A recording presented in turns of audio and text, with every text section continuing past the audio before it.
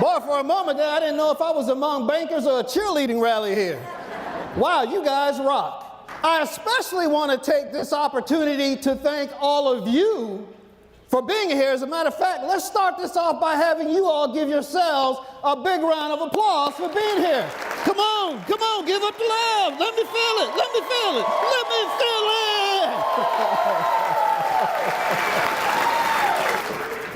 Now, let me say something. You deserve that.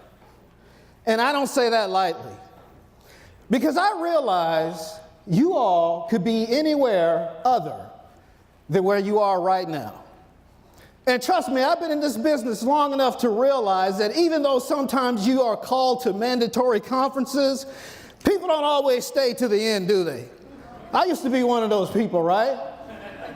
And so what I want you to know is that you made a decision to show up and stay.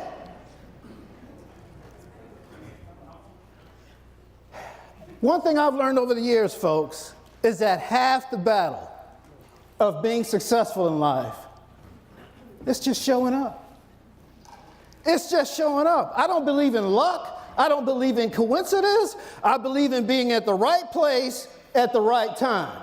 But you got to move and you got to show up to get whatever those good things are. Would you agree?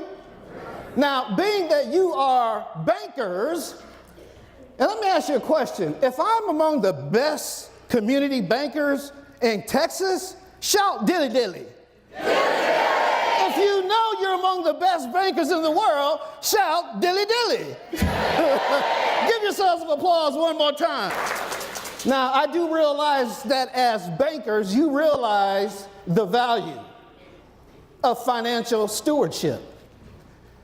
And I also realize that most people will tell people that money is perhaps their most valuable asset.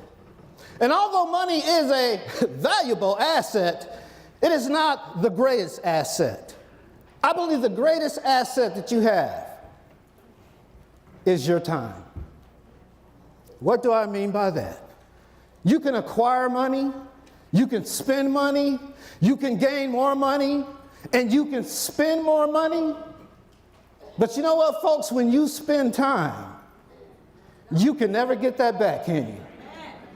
So it is critically important where you decide to spend your time. Would you agree?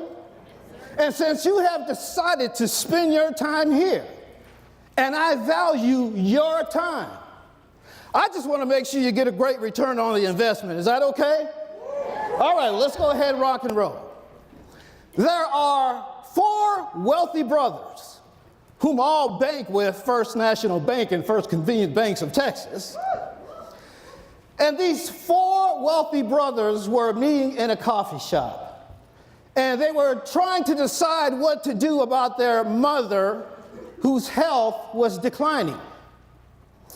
And so all 4 brothers came up with an idea to help their mother. So the first brother said, you know what I'm going to do? I'm going to buy Mom a great big old house with all the amenities that anyone could ever want. That way she can live her last days in luxury. And all the brothers thought that was a good idea. And the second brother said, well, you know what I'm going to do? I'm going to buy Mom a great big movie surround sound system to go in that house so she can watch all her favorite movies in her last days. And all the brothers thought that was a great idea. And then the third brother said, well, you know what I'm going to do? I'm going to buy Mom a brand new Rolls Royce, equipped with the chauffeur, so she can be transported anywhere she wants to go in style. And all the brothers thought that that was a great idea. But the fourth brother, he said, you know what, guys? I think all of those are great gifts, but you know Mom. You know how much Mom liked reading the Bible. And so what I did is I went out and I bought Mom a parrot. But this just wasn't any ordinary parrot. This parrot could recite the entire Bible from Genesis to Revelation. All Mom had to do was say the scripture and the parrot could repeat it. And this parrot didn't come cheap. As a matter of fact, it took 2 decades to train this parrot to be able to do such an awesome thing, and I had to pledge $100,000 a year to the church in order to get this parrot. That's how valuable this parrot is. And the brothers agreed that that was a good idea. Well, when the mother received all of her gifts, she decided to thank each one of her sons with a thank you card. And to the first son, she said, "Son, thank you so much for this great big old house with all the amenities that anyone could ever want. But you know, I don't get around too well, and so I probably won't use a whole lot of this house. But thank you anyway." And to the second son, she said, "Son, thank you so much for this movie surround sound system, but you know my eyes are bad and so I'll probably not use it too much, but thank you anyway, son." And to the third son, she said, "Son, thank you so much for the Rolls Royce equipped with a chauffeur, but you know I really don't get out much and most of my friends come to visit me, but thank you anyway." And to the fourth son, she said, "Son, my son, out of all your brothers, you were the one who obviously gave great thought to the gift that you gave me. I just want to let you know how grateful I am. And son, thank you so much for the chicken. It was delicious."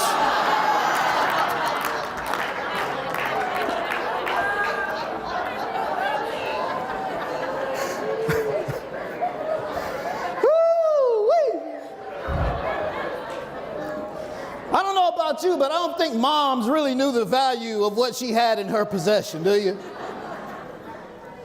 And you know something, folks? I think the saddest thing that you will ever see in life is a man or a woman who lives their entire life and does not realize their value. I think the saddest thing is to go through life not realizing your true potential, not realizing that you have been bestowed gifts and talents to make a difference in this world beyond anything you can ever imagine. I think that's a sad thing.